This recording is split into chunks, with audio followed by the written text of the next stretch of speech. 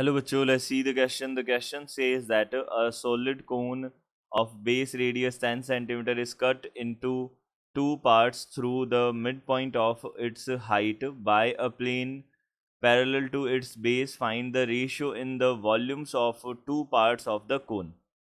तो यहाँ से हमको क्या बोला है, देखिए एक सॉलिड कोन जो है वो बेस रेडियस उसकी 10 सेंटीमीटर है, इस कट इनटू टू पार्ट्स, इसको दो पार्ट्स में कट किया गया है through the mid point of its height, इसकी हाइट के जो मिड पॉइंट है उसके उससे उसको कट किया गया है plane parallel to its base. Plane जो है पैरेलल जो है उस इसके बेस के ये हमको दिया हुआ है। Find the ratio of the volumes of two parts का जो वॉल्यूम है उसका रेशियो हमको बताना है कि दोनों पार्ट्स के वॉल्यूम का रेशियो क्या होगा।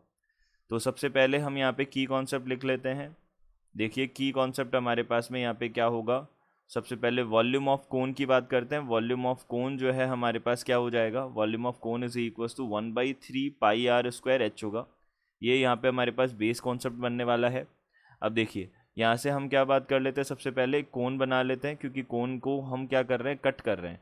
तो ये तो हो गया हमारे पास में एक कोन, ये हो गया हमारे पास एक कोन। अब देखिए यहाँ पे कोन बना दिया, अब इस कोन को हम क्या कर रहे हैं, हाफ हाइट पे क्या कर रहे हैं, कट कर रहे हैं।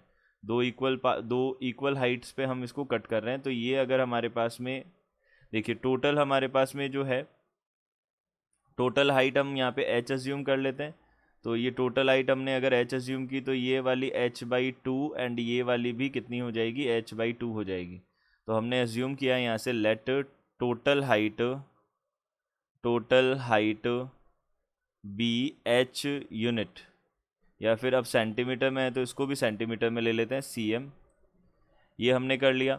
अब देखिए यहाँ से हमको क्या बोला है, अब मिड पॉइंट से कट किया है parallel to the plane of base से इसको कट किया है। इसको हम a बोल देते हैं, इसको हम e बोल देते हैं और इसको हम d बोल देते हैं। यहाँ पे हो जाएगा b और ये हो जाएगा c। ये हमारे पास बनेगा।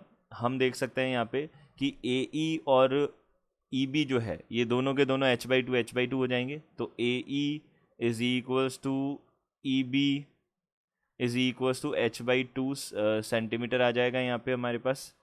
अब देखिए यहाँ पे हमको कंसिडर करना है ट्रायंगल, हम कंसिडर करेंगे AED और ABC, ये दो ट्रायंगल हम कंसिडर कर रहे हैं यहाँ पे। तो in triangles AED and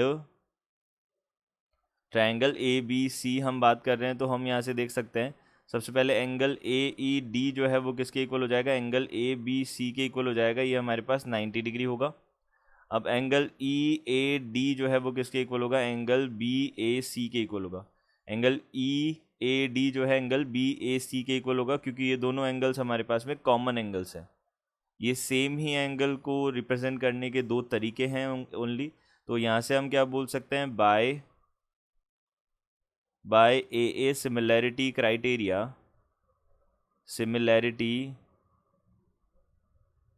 criteria यहाँ से हम क्या बोल सकते हैं, ट्रायंगल AED जो है वो सिमिलर हो जाएगा, किसके सिमिलर होगा, ट्रायंगल ABC के। अब कोई भी दो ट्रायंगल्स अगर हमारे पास सिमिलर होते हैं तो उनके कॉरस्पॉन्डिंग साइड्स का जो रेशियो होता है वो इक्वल होता है।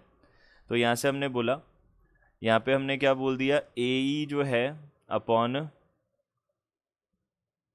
यहाँ से देखिए AE अपॉन, यहाँ से हम बोल सकते हैं AB, ये किसके इक्वल हो जाएगा, ED अपॉन BC, ये बन जाएगा।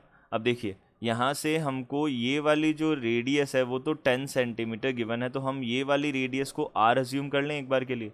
तो यहाँ से हमने क्या कर लिया, let ED is equal to R centimetre. ये हमारे पास रेडियस हो जाएगी छोटे वाले की कोन की। तो यहाँ से हमने बोला this is equal to ED जो है हमारे पास R बाई यहाँ से कितना हो जाएगा, 10 हो जाएगा। अब यहाँ से हम क्या फाइंड आउट कर सकते हैं, AE फाइंड आउट कर सकते, AE तो हमारे पास हो गया, AB हमारे पास है ही H, ये बन गया हमारे पास में। तो हम यहाँ से क्या कर सकते हैं, वैल्यूज़ रख सकते हैं। तो देखिए यहाँ पे AE जो है, देखिए AE जो है हमारे पास में h/2 है और AB जो है वो हमारे पास में कम्प्लीटली कितना है, H है।